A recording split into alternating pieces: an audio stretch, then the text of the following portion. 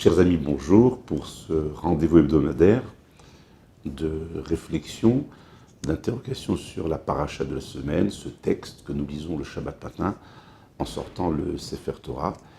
De semaine en semaine, nous avançons dans la lecture du rouleau de la Torah et chaque texte est une invitation à réfléchir à ce que ce texte a à nous enseigner, à nous dire. Un texte qui a déjà 37 siècles, mais qui reste, comme vous le constatez de semaine en semaine, d'une étonnante modernité. J'aimerais aujourd'hui évoquer la notion mentionnée dans la paracha, dans le texte de Nassau, du nazir, ce qu'on appelle en bon français l'abstème. Je vais vous éviter d'aller au dictionnaire et expliquer tout de suite ce qu'est l'abstème. L'abstème est un homme, pour des raisons qu'on va évoquer, qui décide d'opérer une sorte de retraite sur le monde en faisant le vœu de trois choses essentielles. La première, de ne toucher à aucun produit dérivé du raisin ou du vin, donc pas de boisson enivrante. La seconde, de ne pas toucher aux cheveux de sa tête et aux poils de sa barbe. Il a donc une sorte d'aspect un peu hirsute. Il devient une sorte d'individu un peu asocial, pour ne pas dire antisocial, mais asocial. Et troisième chose, il s'éloigne de tout contact avec l'impureté. Le Talmud, qui commente abondamment ce thème du nazir, de l'abstème, puisque un traité talmudique tout entier est consacré au nazir, dit la chose suivante. En général, le nazir est un individu qui sent qu'il est pris par le flot de la vie, qu'il est pris par de multiples obligations, et donc il n'a pas le temps de poser un regard sur sa vie, sur son évolution personnelle, spirituelle, sur son progrès moral par rapport à lui-même, et il décide donc de faire une sorte de retrait, de petit recul par rapport au mouvement de la vie, en s'obligeant justement aux contraintes que l'on vient d'évoquer. Et le Talmud raconte qu'il y avait Shimon Hatzadik, qui était un grand prêtre.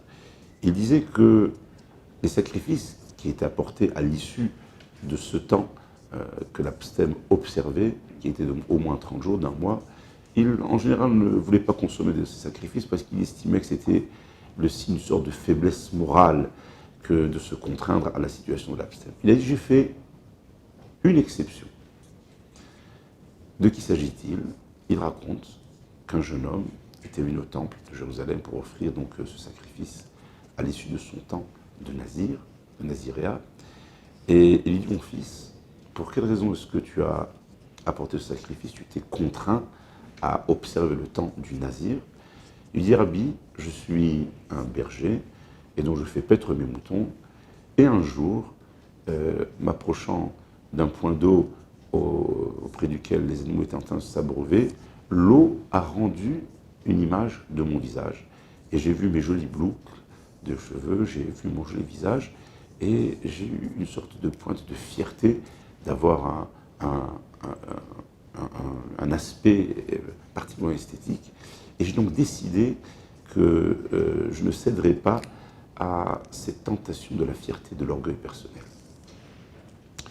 Donc, ce berger décide d'observer ce temps de nazir, comme on l'expliquait, qui est ce temps de recul par rapport à soi-même, de retrouver une juste proportion de soi, une estime de soi et de sa propre dignité sans que cela ne vienne de l'orgueil.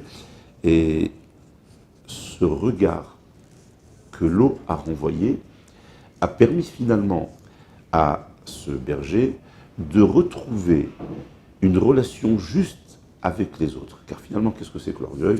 C'est ce sentiment qui nous laisse croire que nous sommes supérieurs, nous savons mieux, nous comprenons mieux que les autres, en leur dénigrant peut-être des qualités que nous ne possédons pas, alors que la modestie est cette capacité à savoir regarder avec respect, avec intérêt, ce que les autres sont capables de nous dire et de nous enseigner. Et lorsque je lis ce texte magnifique du Talmud, qui nous montre comment la perception de son propre visage peut être une occasion d'une remise en question fondamentale de soi-même, je pense à Narcisse.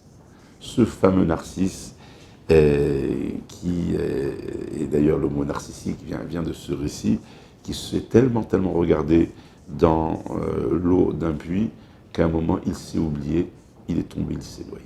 Je crois que la parabole, elle parle d'elle-même, à trop se regarder, à trop se contempler, à trop se surévaluer, on arrive à une espèce d'autodestruction de soi-même. Qu'est-ce que c'est que l'autodestruction?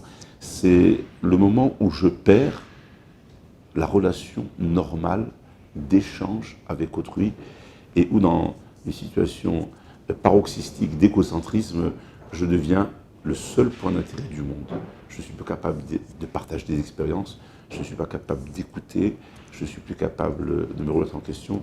Je suis dans l'attitude péremptoire qui consiste à dire et encore à dire aux autres. Voilà peut-être cet antagonisme entre ce berger dont le visage l'a renvoyé au visage des autres, dont l'interrogation lui a permis d'écouter les autres, en rupture radicale avec ce narcisse qui, par un amour trop excessif de lui-même, s'est finalement perdu avec lui-même et perdu avec les autres. Et tout cela nous rappelle, et c'est ce sur quoi je voudrais conclure, une notion essentielle dans la tradition juive. C'est la notion de la collectivité. On oublie que le judaïsme est quelque chose qui nécessairement doit être partagé avec les autres. Je pense à plusieurs exemples. Le premier qui vient à l'esprit, c'est celui de la prière.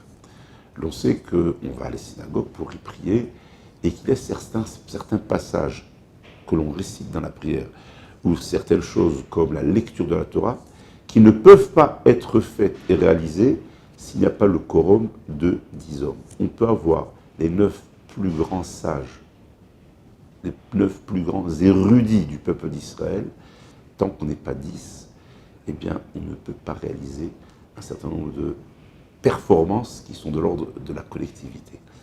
Et finalement, c'est, je crois, tout ce travail permanent, entre autres, auquel la Torah nous invite, lorsque nous sommes dans cette remise en question de la place que j'occupe par rapport aux autres, de ma relation aux autres, d'abord avec mon épouse, avec mes enfants, avec mes proches, avec mes collègues de travail, avec les gens qui font ma vie sociale, entre les juifs et les non-juifs. On a tous à nous dire, on a tous à échanger, on a tous à nous enrichir. Faites attention, le miroir ne doit pas renvoyer que notre seule et propre image. Le miroir, lorsqu'on enlève le teint, est au contraire une vitre transparente à travers laquelle, si on se donne la peine, on peut découvrir l'immense richesse de l'échange et de l'expérience avec les autres. Shabbat Shalom.